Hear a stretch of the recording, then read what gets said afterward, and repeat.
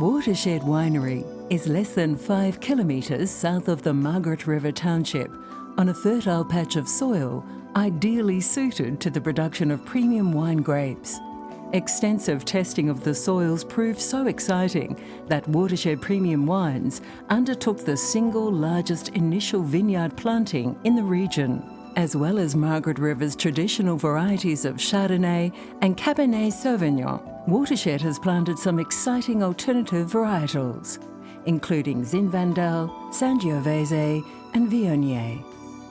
Jeff, I remember driving past here years ago and it was just a paddock. A lot's changed in a pretty short space of time. Certainly has, Ray, from the time I first saw the property on the 13th of May 1998 to the development of our 25-acre dam in May 2000 to the planting of the first vine on the 14th of August 2001. We've certainly seen some significant changes in the last decade. Well, how quickly has Watershed Premium Wines grown in that period? Since the release of our first wines on the 1st September 2002, we've grown from a producer generating 3,500 cases a year to the 2009 vintage when our production level will be around 110,000 cases. And what about the size of the vineyard? It's substantial in Margaret River, isn't it? We now have 188 hectares under vine across 4 separate sites in the Margaret River appellation. So 188 hectares, what have you got planted out there? Ray, we've got the tried and proven traditional varieties of Margaret River in the reds, Cabernet and Shiraz, in the whites, Chardonnay, Sauvignon Blanc and Semillon. But you've got a few others, haven't you? Some interesting ones you've got out the back. Yes, we do. We have Zinfandel, Sangiovese and also Viognier.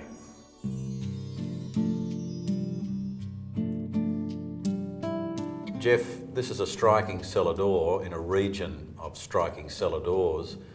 How important was it to get that right, that shop front right for Watershed Premium Wines? Margaret River is renowned for its cellar doors, and I looked at the design of all of the cellar doors in the region prior to sitting down with our architect and designing what we have here today. There's no question that when you're designing a shop front, it's very important that you get it right. The paradigm for Margaret River architecture is stone with gabled roofs. The early English settlers thought it was going to snow in the region, so all of the roof designs were gabled.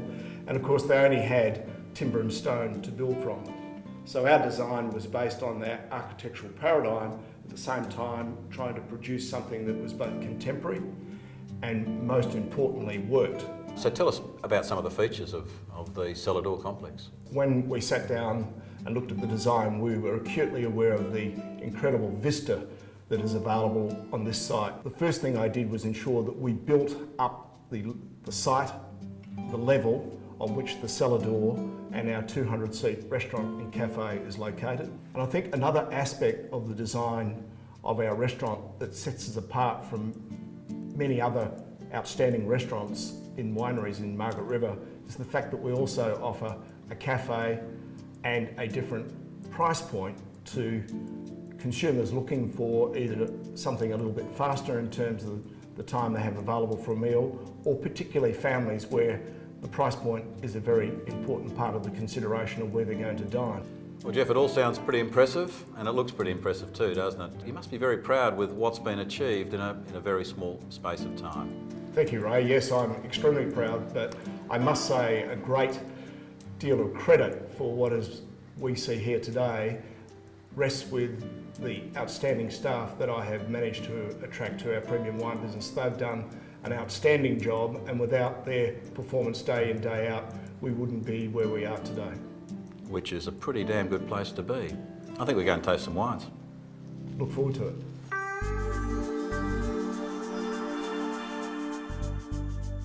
I'm here at Watershed Cellar Door with a winemaker from France. Séverine Logan, you're a long way from home. I am. I grew up in the Loire and studied winemaking in Toulouse in southwest of France, and worked in France for a number of years and decided to go and see what was happening on the other side of the planet. So what brings you though to Watershed Premium Wines?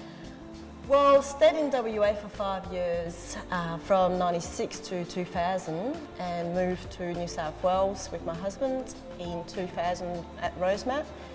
And after 6 years there, decided it was time to come back to WA. He's from WA, so we wanted to get closer to his family, and job opportunity came up at Watershed. So did a bit of research about Watershed and found out that they were in a perfect spot. What is it about this area and about this particular vineyard site? Well, the climate is very specific, and it's, in a way, it's cold climate, but it's also not that cold. So it's quite versatile for a number of varieties, and Chardonnay, Cabernet, even Shiraz can do really well. Sauvignon Blanc does extremely well. We've got the maritime influence from the Indian Ocean and the Southern Ocean as well. So depending on where we are within the region, we get a lot of different characters into our wines. The soil as well, you know, we've got quite a lot of different soils through the whole region. Even within this own vineyard, we get a lot of different little pockets of microclimate. Between the western side and the eastern side, we get a lot of differences. And we also get differences around the dam, where we get a lot of cooler temperatures. So it's very good for Sauvignon Blanc, works really well with Shiraz as well. And we find that the Cabernets do better on a warmer area of the vineyard, which is more towards the top of it. So Chardonnay, actually. So it's quite, we're getting a lot of differences in characters in all our little batches of wine.